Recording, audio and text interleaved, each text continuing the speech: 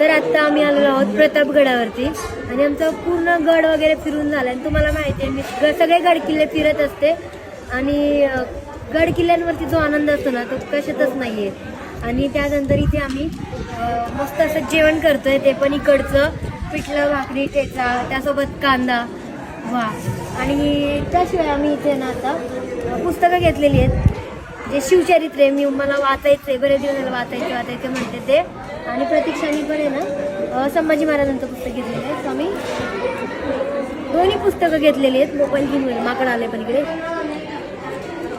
पुढे बघा तुम्ही, आता इथे आम्ही मोबाईल उचल माकड बघ ना, माकड आलेले आम्ही तर जेवायला बसलो आणि की माकड आले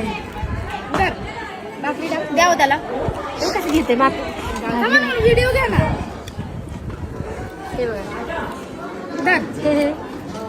ठीक आहे हा। आणि समोरच बघा प्रताप किती इकडे व्हिडिओ घ्या तुम्ही उठा ना लगेच इकडे उठा नाही का निवेताई ना इथलं जेवण टेस्ट करणं, कारण आपण घरी तर पिठलं भाकरी खातो। मला आता हे बघायचं इकडचं कसं आहे, गरमागरम चुलीवरची भाकरी एकदम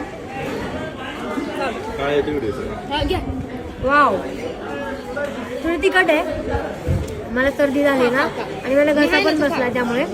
प्लस आता तुम्ही मला म्हणता की टिकली नाही लावली, 2 दिवस झाला आम्ही प्रवास करतोय आणि प्रवासामध्ये रात्री झोपलं, सकाळी उठलोय आणि गडकिल्ला फिरायला आलोय, त्यामुळे सॉरी बघायला आलोय, त्यामुळे माझी टिकली रात्री पडलेली आहे लक्षात नाही। आता भूक लागली, जेवण करतो।